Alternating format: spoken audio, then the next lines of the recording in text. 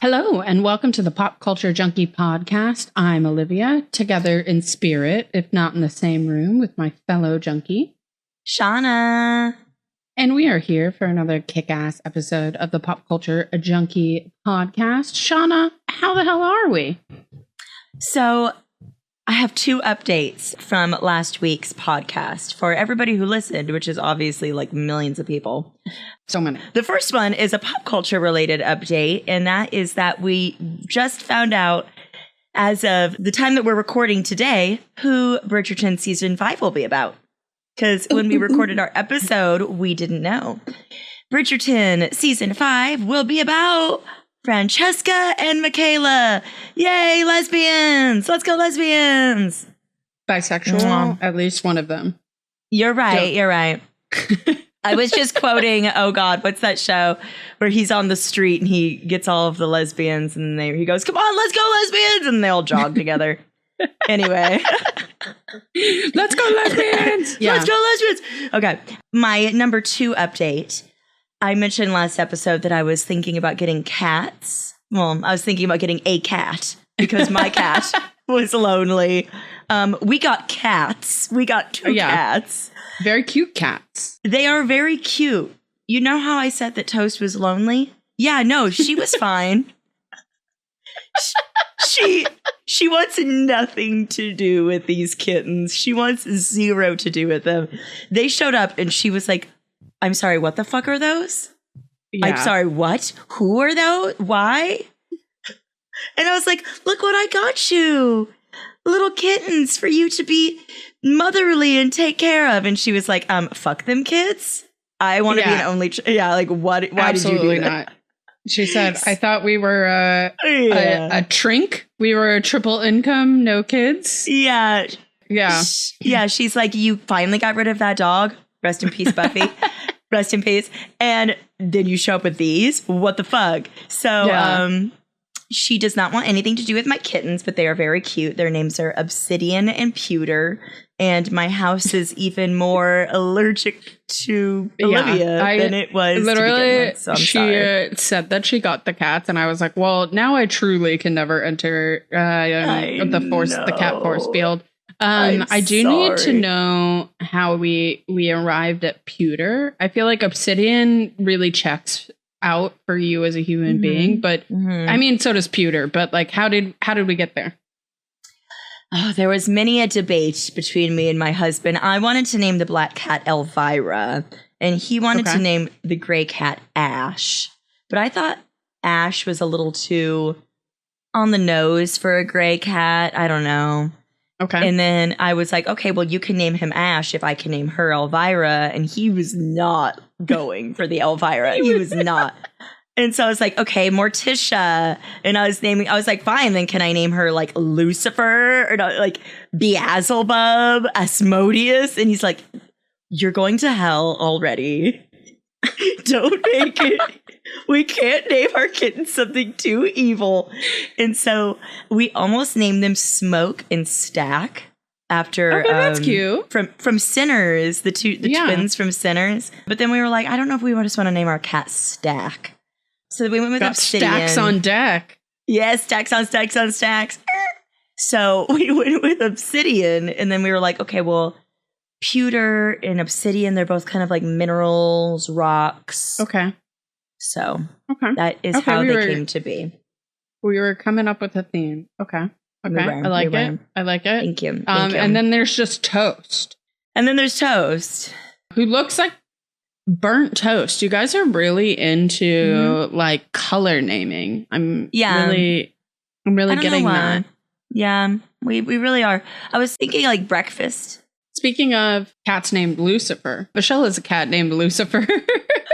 So that's on brand, you know? I love it. Yeah, and it's a black cat. So, it makes sense why you both are my best friends. That does make sense. So much. Have they met yet? Because for our listeners, if you don't know this, like if you have an existing cat and then you bring another cat in, it's quite like Lord of the Flies in that in that house for a little bit. It's been bonkers in here. Like we have been watching nonstop YouTube videos, like this guy named the Cat Whisperer, I want to say. how to introduce your new cats to your existing cats. And it's a lot about scent swapping. Yes. So we put the kittens in the bathroom for the first week with like a litter box and bed and toys, and then close the door. And then Toast had kind of free reign of the house. And then we would bring the kittens out and put Toast in the bathroom and like swap or like wipe something on Toast's scent glands and give it to the kittens and vice versa. And then eventually it gets to like seeing each other through a crack in the door. And then they get to see each other, like they get to all eat at the same time. So it's like gradual steps. Toast is doing a lot of hissing and growling still. Okay. We got a baby gate to put in one of the doors, which we thought was smart, but cats can jump. So the baby gate's not doing shit. Like, is Toast going full like UFC on these kittens? What's going on? We're afraid that she's going to. Toast is kind of a wimp with these kittens. Like, that's what I'm thinking. I'm like, are you making it like bigger in your mind? I think like, Andrew's making it bigger in his mind. Part of me wants to just let them fucking go at it.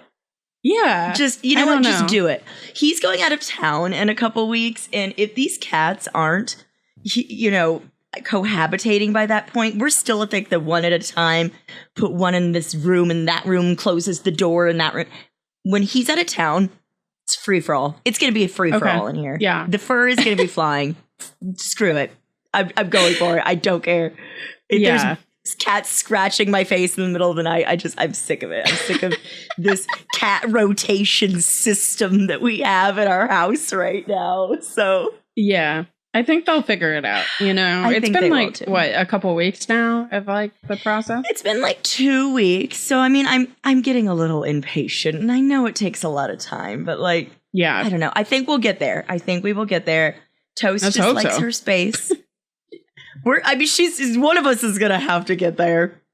We have a floor to ceiling, those like door net things that you can put like houses in like Florida have. We have one in Andrew's office now, like a door to ceiling net that we can leave his bedroom door open, but have like the kittens in his office and then Toast on the other side, and it's a shit show. Y'all don't get 3 cats.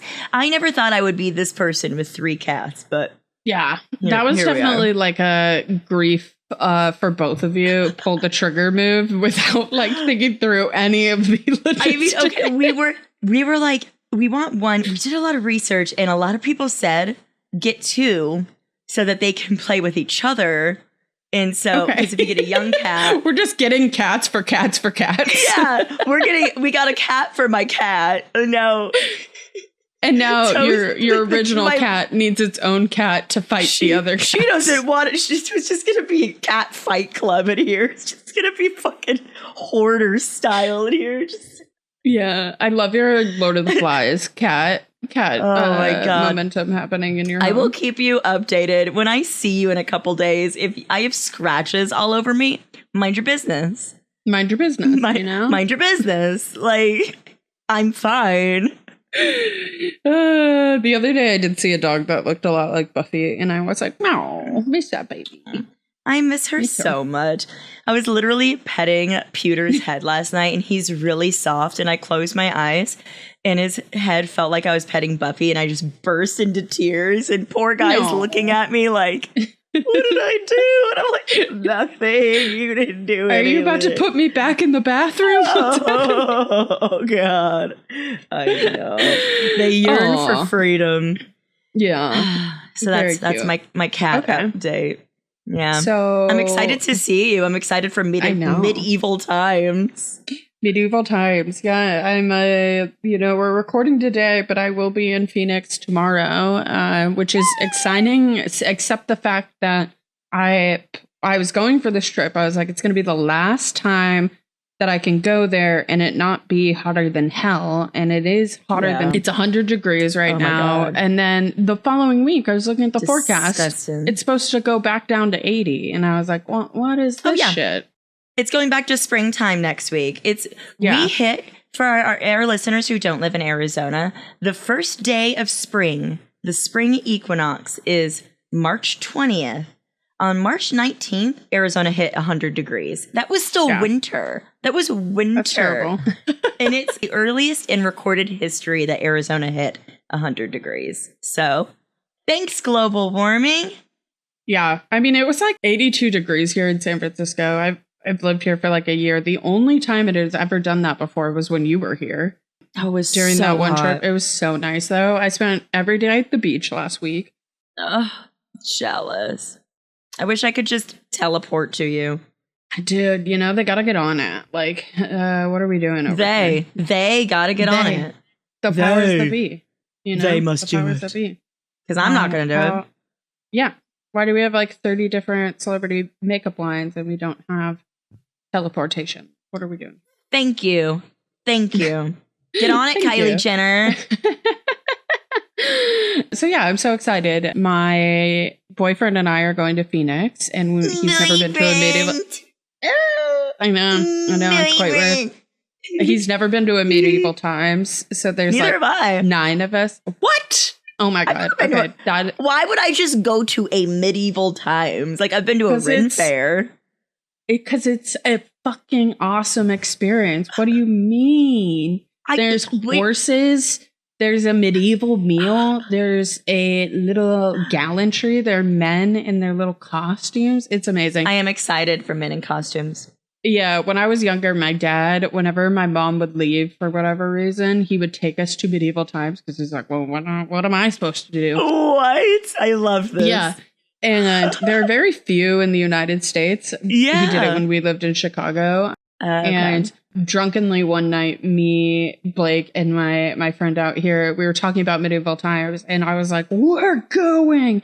And 9 of us are dressing up all in medieval clothes and going to medieval times. So it's going to be a beautiful experience. It's a great way for your boyfriend to meet everyone is when they're in little weird, like medieval lad pants. So, yes, you know? This is my first time meeting your boyfriend. And if he's not in little medieval lad pants, I want Blake to be in a cod piece. Get out. I don't know what a cod piece is, but I want him to be in it. No, don't worry. We ordered him a strapping little medieval lad outfit.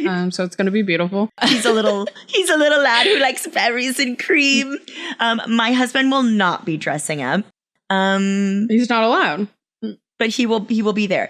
I'm gonna maybe put him in like a cotton shirt, like a he's linen at least gotta shirt. wear like a Henley, like something. I'll put him in a linen shirt with little buttons here. Yeah. Tell Andrew I hate him if he doesn't semi-participate. Like, what does he think? He's too cool for medieval times? Like, what are you doing? Yes, he does. He also says it's white people shit. You know what? Fair. Yeah. Fair. And it's the best part of white people shit. And people say white people have no culture. So yes, I'm very, very, very excited. It will be a lovely time. Yes. We'll post pictures to the Instagram of me and Olivia and our men if they look cute, but mostly just us. We'll put pictures. No Andrew, because he's a loser. If he's in his little linen shirt, then we'll just we'll get an arrow that says loser pointed next to him. I'll go through a Burger King drive-through on the way and get him like a Burger King crowd or something. There you go. Yeah, that works. I'm sure I have stuff in my costume trunk. Hit the BK lounge, you know what I mean? All right. What's our podcast episode about? We should do a podcast episode someday where you and I just yap the entire time. Like there's no topic. We just fucking that's the yap. whole point of the podcast. You know, we just but like the whole thing. There's no topic. Yeah. But this week there is. And what is it? Yeah. So you may have seen in recent news that Britney Spears just sold her entire music catalog for around $200 million. And it's ultimately like a growing trend within the music industry that we see a lot of these really big artists selling their lives' work, right? We have Justin Bieber, who is actually the youngest artist to sell their entire music catalog. Interesting. I didn't know that. Yeah, it is quite interesting. So we wanted to talk a little bit about the state of the music industry post-COVID, what that really looks like. I guess not even just post-COVID, post-physical media, like really what is going on with our favorite artists? Why are they making this shift into ultimately selling their lives' work? And really, we saw this change start to come in. Back in the day, music used to be simple. You sold albums, you made money, CDs, vinyls, even some digital downloads. Whenever the iPod was first invented and we were paying $1 a song, like releasing an album meant money, even if those artists didn't own their own music or masters. And so as we shifted into streaming, it became a really, really interesting paradigm shift, right? Where these artists couldn't necessarily make the same level of money that they were with CDs and physical media sales. There is the famous controversy between Taylor Swift and Spotify, actually, where she took all of her music off of Spotify because they were paying her so little on every stream. She eventually won that argument and got most artists' rates up, but we still see it under smaller musicians where they are still largely prohibited from making money. It's a less profitable listen for these musicians. And so even though we see these artists having millions of streams and it sounds huge, it's not paying out any money like they used to make. Yeah. And I mean, this isn't an entirely new phenomenon. Over the years, Bob Dylan sold his music rights. Bruce Springsteen sold his entire catalog, including his recording and songwriting, for $500 million, which was one of the largest music catalog deals ever. Stevie Nicks, Neil Young, the Red Hot Chili Peppers, Paul Simon, lots of artists have done this. Pink Floyd. So over the years have all sold their music catalogs. So the music catalog is the collection of songs that an artist has written or recorded. So everything that they've ever done. Selling their catalog means that they transfer the ownership of the copyrights and the royalty income to another company. So in exchange for this, they receive like a large upfront payment, sometimes hundreds of thousands or millions of dollars. And then these buyers collect royalties from streaming, licensing, radio play, etc. So anytime Bob Dylan's song is played, Bob Dylan doesn't get the money. It's whoever bought the rights to that song or to that music catalog. Yeah, and I think it's kind of interesting because a lot of those bands are older bands, right? Like where they're maybe making greatest hits albums. Like they're not necessarily making a lot of new music to this day.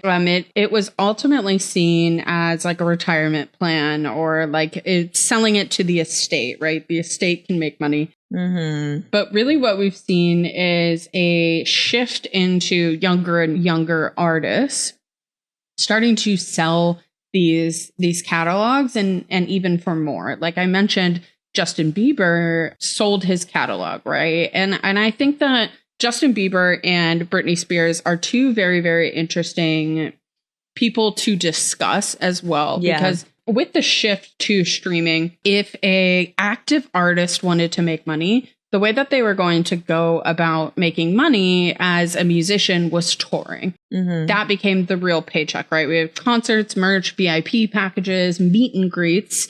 And ultimately, the COVID-19 pandemic hit overnight. A lot of that income disappeared. There were no live tours, no live shows. But these two artists specifically, what is quite interesting is they struggle and they no longer want to tour.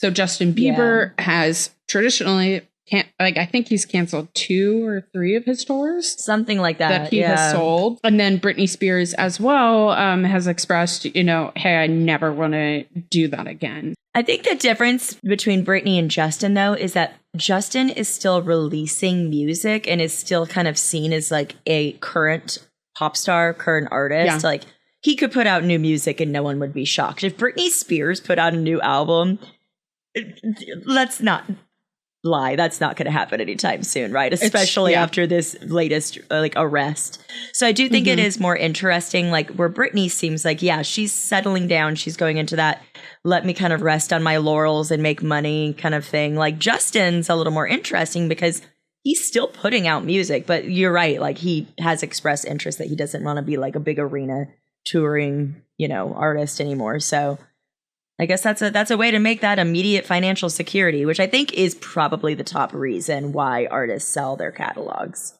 Yeah, and it's very, very interesting. I mean, I think there are three ways, right? Like an active artist can go into it and tour like crazy, do the whole musician thing.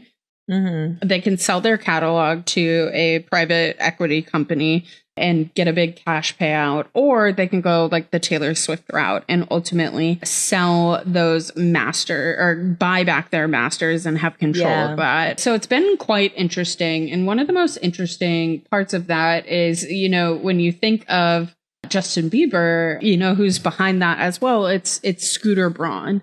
And Scooter Braun has ultimately been behind he was the manager of Ariana Grande, Justin Bieber as well. So does Scooter Braun own Justin Bieber's catalog? Because I know that he owned Taylor's, right? And that's where that whole shabacle happened. So Hypnosis Songs Capital acquired Justin Bieber's. Interesting. And it was a deal brokered by his manager, Scooter Braun. So Scooter Braun made money there and ultimately went into this campaign to purchase Taylor Swift's music as well. Mm-hmm. So ultimately, I mean, Scooter Braun is in the game right now of buying catalogs and making money off of that. Mm-hmm. Absolutely. And it's been really, really interesting to see. I think there is like this new level of understanding that these new artists, when they come in, they really are sold into, essentially like these slave contracts, ultimately. Like they are signed to these record labels. They don't really make any money. They are controlled by them. Sometimes these record companies will pay them money to have like 4 albums come out. And they won't release them to hold them back from preventing another artist. Like Normani is a really great way to look at it, where they got signed, but the record label actually prevented them from releasing any music. Really? Why? So Normani was a part of Fifth Harmony and just like competing that. And there are these, kind of political motions and dealings happening behind the scenes. Like they didn't want her to put out a record at the same time as another artist kind of thing. And I know Kesha famously tried to get out of her record deal for years for, obviously abuse allegations. But gosh, I didn't know that about Normani. I mean, I guess that makes sense. There's so much shady stuff that goes on behind the scenes. And there's a lot of reasons why different companies would want a famous artist's musical catalog, right? So it's a reliable royalty income right there. There's opportunities for film, TV licensing. We want to put that old hit in a movie or in a commercial. Gosh, how many times are you watching TV and you see a commercial show up and it's like this song that used to be really cool and now it's for like a toilet paper commercial? And you're like, who said yes to this? And you realize, okay, well, they sold the rights to that song. So that can be used for that toilet paper dishwasher commercial now. It can be sampled by new artists without having to ask, Bruce Springsteen if we can use his, a sample from his song. Merchandising and brand expansion. And we can put them into, political rallies, things like that, without having to ask the artist how they feel about it too. Yeah, ultimately. And we're going to kind of take a quick break and we're going to come back and talk a little bit about what is going on once this ownership transfer happens. So as we mentioned, really once this transfer happens, the artist ultimately has no control over how their music gets used. It can be used by another artist. It can be used by a toilet paper company. And ultimately, it can be used in political campaigns that the artist does not support or is proactively against. And it becomes this really, really interesting movement where, hey, Donald Trump is using a Sabrina Carpenter song. Like, how does that work? Does that represent them? And it really just kind of muddies the waters. So generally what is happening when an artist sells their catalog, they're either selling their publishing rights, which is what most artists have, I will say. And then if they were lucky enough to negotiate this in their contract, normally they are not, because again, they are trying to get famous. They don't really know what they're signing. Yeah. Or they just don't have that negotiation control. The master recording rights, which is actually like the physical copy of what got recorded in a studio, or both, right? Taylor Swift was trying to buy back the masters. She had her publishing rights, which is why she was able to re-record Taylor's versions. Okay. So that's kind of those two things within that. So people are like, how did she not get in trouble for Taylor's version? If she didn't have the publishing rights, then she wouldn't have been able to redo all of the Taylor's version stuff. Very interesting. Correct. Yes. But what she wanted was those master recordings. Yes. And those masters to repurpose those recordings. So once sold, the new owner controls those licensing decisions. So it can be used in films, advertisements, commercials, political campaigns, and things like that. And so if a campaign wants to use a song in the advertisement, it must ask the catalog owner, not the artist. So Sony owns a lot of these catalogs as well, or like Hypnosis and things like that. So the artists have still tried to stop campaigns from using their songs in them, even if they don't own the rights to them. So Tom Petty's estate, Neil Young, the Rolling Stones have publicly demanded that political campaigns stop using their songs. They can argue that it implies that they support the candidate, which may violate publicity laws. But at the end of the day, the best that the artist can do is put out a statement that's like, yes, I did see that my song was being used at a fascist rally, and no, I don't agree with that. But, whatever. Yeah, and I mean, like, even in situations like Olivia Rodrigo and Sabrina Carpenter are really good examples. Like, they were being used in videos on TikTok for like these ICE propaganda videos. Stupid. And can they sue ultimately? Can their parent company sue ultimately? Yes. Do they own the rights to their music? They have publishing rights. A lot. I don't think that they have their masters. So it is like a gray area. But again, these artists are making less money than they've ever made in history. And for them to do that, that is a very large legal bill and it drawn out, right? So it is a little bit of is the juice worth the squeeze? And I think it'll be quite interesting to see. I mean, TikTok and the use of artist music without ultimately like paying for it. Like, I think that we will see a lot more issues with that. Universal Music Group actually took off a lot of their music from TikTok for quite a long period. I noticed that. Yeah. Yeah. So it is a game where these really powerful players are kind of going between it. I think individual artists don't ultimately really have control over how that gets used unless you are someone like a Taylor Swift. Yeah. And she's in a very rare category and is one of the few artists who fought for it to get and it other back. artists as well. Yeah. Interesting. Absolutely. So I looked into after I saw that Britney Spears sold her music catalog, and it kind of coincided with her going through. I mean, she's been going through it for years, but it looks like she's like on a downward kind of journey right now, unfortunately. I looked into whether or not selling your music catalog can signal that there's problems, and the answer was not really, honestly. No. Most catalog sales are strategic financial moves. These are things that have been in the works for years and years. I mentioned Bob Dylan. He sold his catalog for hundreds of millions of dollars while actively still creating music. Same with Justin Bieber. The market for catalogs has been extremely hot. Some artists sell it just to simplify their lives. They just, like I mentioned earlier, take things off of their plates, simplify the estates for their families. But I think it just kind of, because it coincided with Britney, like, bam, bam, she got arrested and then she sold her music catalog. Everyone was like, oh my God. Well, she had already sold her music by then. Yeah, exactly. But it was like, this must mean, bad signs for anybody who does this. But not necessarily. Like you mentioned earlier, it could be artists who are kind of getting old and, they're done touring and they're done releasing music, but it doesn't necessarily have to be that. Why do you think it was so important to Taylor to get the rights back to her music? Yeah, so I think what's so interesting, like, about Taylor in general, right? Like, we all know that I'm obsessed with Taylor Swift. But, you know, I kind of mentioned these two kind of critical moments for artists that we've seen within our lifetime. The introduction of streaming.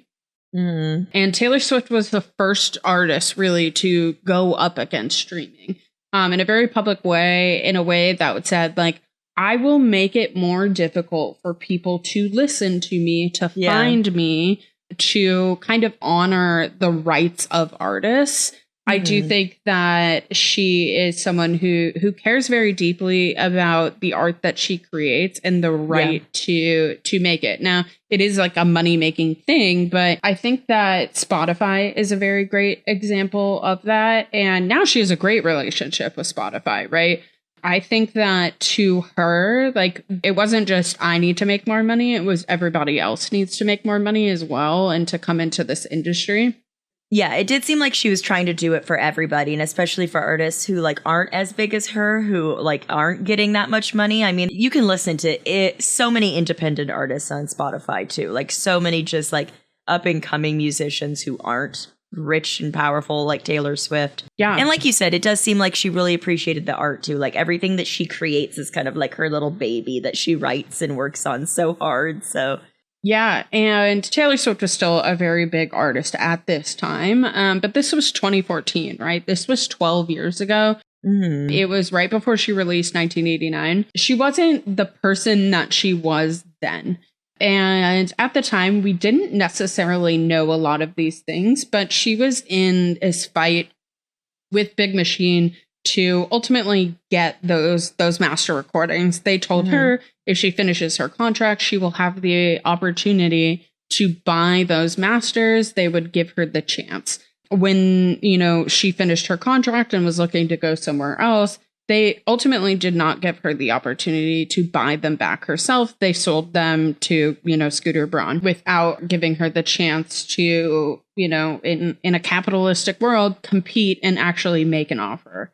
And so I think that if I look at both of those situations with her, she signed that contract not necessarily understanding the value of that master. She had recording rights, but she didn't have the right to those masters. That has been kind of an industry standard for a very long time. Oh, yeah. Artists historically, like, don't own their own music. Like, so for most of modern music history, record labels own master recordings. They funded the recording, the promotion, the distribution. Artists often sign contracts earlier in their careers, like you mentioned, without the negotiating power or knowledge. So many famous musicians never owned the recordings to the music that made them famous. I don't know if the Michael Jackson estate even owns like rights to his music, right? I think he sold a lot of it. Yeah. As well. Like the most famous musicians in the world. So that's why it was really unique, like, and such a big deal that Taylor, you know, did this. Yeah. And, you know, I think that it ultimately just kind of shines a light on, we look at, you know, like a Chappell Roan and Olivia Rodrigo, Sabrina Carpenter, and we say, wow, they are so wealthy. Yeah. And they are much more wealthy than the average American. But I think when you peek behind the curtain, like, you really do understand sometimes these artists are even in debt to these recording labels. Like they have signed contracts that the record label is paying for the recordings. They have to make this much money. Like when I say slave contract, it is truly like these people are stuck in these agreements, and they are, you know, they can do whatever they want. It's truly disgusting. Did you watch the Diddy documentary? I mean, obviously there's a bazillion disgusting things that P. Diddy did. But like some of the artists like who were under his contract were so broke. And Danity Kane? Yeah, and couldn't afford rent, or like they were just pinching pennies while he's living this big elaborate lifestyle. That's so interesting. I do think now that like more newer artists are trying to like negotiate terms in their contracts better. That gives them kind of ownerships over the masters, faster reversion rights, greater control over kind of licensing and things before, when they go into these record contracts. Yeah, and it's just like you have to have someone in your corner. You had to have someone in your corner who can negotiate that. You have to have the knowledge to do that. You have to be popular enough to where a recording label is willing to do that, and that upfront cost and like time, energy, effort, like just some of the greatest artists ever, we will never know because of that, right? Like it is quite crazy. People who should be famous and talented, ridiculously and we should talented get to hear people. That. Yeah, and we just never will because of those things. And I think it is quite interesting to look at the industry and ultimately like the consequences of these kind of like big wigs and their ability to control what we see. I think there is a sense of hope with democratizing music in the way that we have. I can go onto TikTok and find an indie artist and like social media, but then we go into this ownership of like, okay, everything I post on the internet, is that mine? Like I know that's so interesting too. Do we even own the rights to this podcast? Yeah, like it is quite. No one used my voice for weird things. Yeah, and I think that it's an interesting conversation. I think it is quite wild to see like how things have evolved and changed and why these artists are starting to make a move towards that. Yeah, that's very interesting. I mean, I don't know. If I was a famous singer, maybe in my next life, I want to own all my own recordings. Because I'm a singer. I have a beautiful voice. I think they would let you own all the rights because they don't want them. They don't want them. They would let me have them because they don't want them. They would go, her voice is too powerful. Give it back. Give it back. Oh, God. I just don't want my music being played at like a Trump rally or some shit or an ICE recruitment video. Well, we're definitely in territory of getting put on Fox News in a bad way, like not in a me and you. Oh, we love those girls. Like in a look at these fucking crazy bitches. Hey guys, we're here every week. We would love the viewership numbers. We would listen. Fox producers, hit me up. All right. On that note. Yeah, it is time for us to go. Maybe, shop a few offers to sell this catalog this episode. We'll see. But we'd love to hear what you think about this or any topic we've discussed. Shauna, where can our listeners find you on social media? You can find me, Shauna Trinidad, at Shauna Trinidad on Instagram and Threads, ShaunaTrinidad. And you can find me, Olivia, on Instagram at Livy Maries, Livimaries. And just a reminder here, normally we pop this in at the break, but we do have a Patreon. It's called Pop Culture Junkie Patreon. We don't ask for much. A little bit of money goes a long way for us, even in this upside down economy. And of course, anyone who joins will be rewarded with more than just our undying gratitude. Get uncut early access to all of our episodes. Just go to patreon.com/popculturejunkiepodcast and subscribe. Honestly, it really, really helps. If that is too much of a burden, we do ask that you give us a follow if you aren't already, or just like a quick review. Say, hey, I love these crazy ladies. They are gabbing in my ear, being a little silly, goofy girls. You could put that right in the review and, people would love it. I would love it. Yeah, I would love it. I'd think about it all day. But if you head to our website, popculturejunkie.com, you'll find all of our social media links, blog posts. We have the Pop Culture Junkie store. We have some pretty cool shirts in there. You could wear Papa, what are those? Popo Funk? No. Pop, Funko Pops. Funko Pops. There we go. Funko Pops versions of Shauna and I. We also have some really cool Buffy the Vampire Slayer pop culture junkies tees. I wear it all the time. And yeah, check it out. Buy our stuff. Yeah, check it out. And of course, we really appreciate all of those who have already joined our Patreon, because truly every subscription helps us bring you more great episodes. And come back next week for another hit of pop culture. The Pop Culture Junkie podcast is produced by Jeff Markin and Cheryl Lightfoot for the Pop Culture Entertainment Network.